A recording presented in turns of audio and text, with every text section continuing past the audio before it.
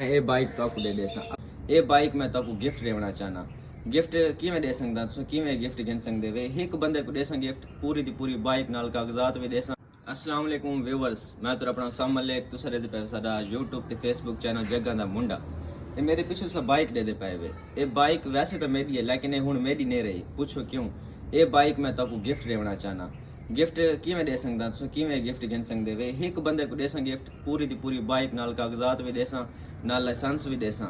उनके वास्ते करना तो क्या है, तो कुछ भी नहीं करना, ना तो टाइम लगना है, ना तो पैसे लगने, कुछ भी नहीं लगना। तुसा क्या करना है, एक फॉलो करना है, फेसबुक ते वीडियो दे पावे या यूट्यूब ते दे पावे, एक लाइक करना है, एक कमेंट करना है। जितना ज्यादा शेयर कर सकते वे शेयर करनी है ताकि तुम्हारे नाल वाले दोस्त भी इंदे हिस्सा गिन सकें। मैं ये हलफ चाह गया था पिया, मैं ये बाइक तो दे देसा। अगर मेरा फेसबुक ते 1 लाख सब्सक्राइबर या फॉलोअर ते यूट्यूब ते मेरा 50,000 सब्सक्राइबर थी गया, क्या एक ते भी थी गया, मैं बाइक तो दे देसा। उस अलावा मैं तो पहले भी काफ़ी ज़्यादा चैलेंज दिते हैं। मैं जो यूट्यूब का या फेसबुक का चैलेंज बनाया उस वीडियो अपलोड ही नहीं पाइया। मैं आखा ही अगर मेरे 1 महीने के अंदर अंदर 1000 सब्सक्राइबर थी मैं जरा बंदा आखसी उमरा करने मैं उमरा करवेसा, जरा बंदा आखे मैं जवारी करनी है मैं जवारी करवेसा। उस अलावा मैं 20,000 का भी चैलेंज दिता है कि अगर 1 महीने के अंदर मेरे 1000 सब्सक्राइबर थी गया मैं तो 20,000 रुपया देसा। तुसा कोई एक्सेप्ट नहीं किया, लेकिन ये तुम्हारे वास्ते बहुत बड़ी अचीवमेंट है। अगर तुसा करेंदे वे पूरी दी पूरी बाइक ये मैं तो दे देसा। एक कुरान पाक ते हाथ रख के देखना ये मेरा वादा है पिया। टाइम तो को पूरे 2 महीने का है पिया। इस टाइम मेरे फेसबुक ते 400 फॉलोवर है, यूट्यूब ते मेरा 800 फॉलोवर है पिया।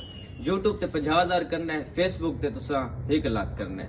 जैना भी पहले थी गया, जैना भी ना हो इसे वीडियो तो तलू मैं कमेंट चेसा तो वो बंदे को मैं बाइक दे देसा। बाइक तक मैं दिखा देवा। ये 21 मॉडल प्राइडर है पिया। ये कितना चला हुआ है? 19,794, यानी कि हल 20,000 भी को नहीं चला होया। ये चेक करो तुम।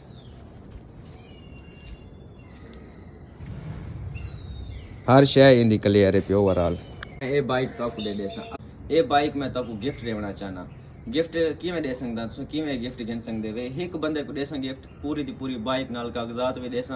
अस्सलाम वालेकुम व्यूअर्स, मैं तो अपना सामले तुसा दे पे साडा यूट्यूब ते फेसबुक चैनल जग्गा दा मुंडा। ये मेरे पीछे सा बाइक दे पाए वे। ये बाइक वैसे तो मेरी है लेकिन ये हुण मेरी नहीं रही। पूछो क्यों? ये बाइक मैं तो गिफ्ट देना चाहना।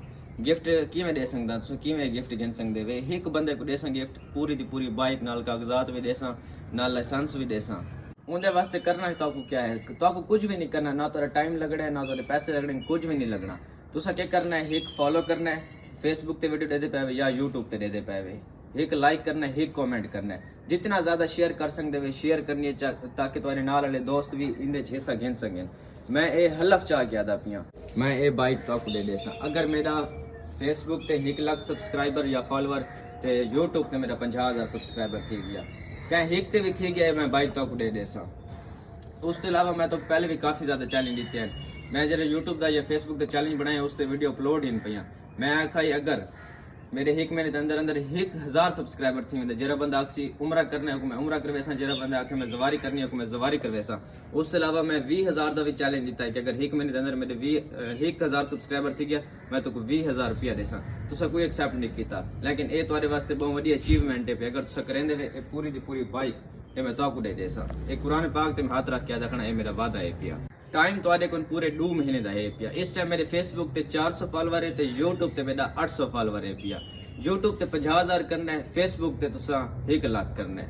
जैना भी पहले थी गया, जैना भी ना हो इसे वीडियो तो तलू मैं कमेंट चेसा तो वो बंदे को मैं बाइक दे देसा। बाइक तक मैं दिखा देवा। ये 21 मॉडल प्राइडर है पिया। ये कितना चला हुआ है? 19,794, यानी कि हल 20,000 भी को नहीं चला होया। ये चेक करो तुम।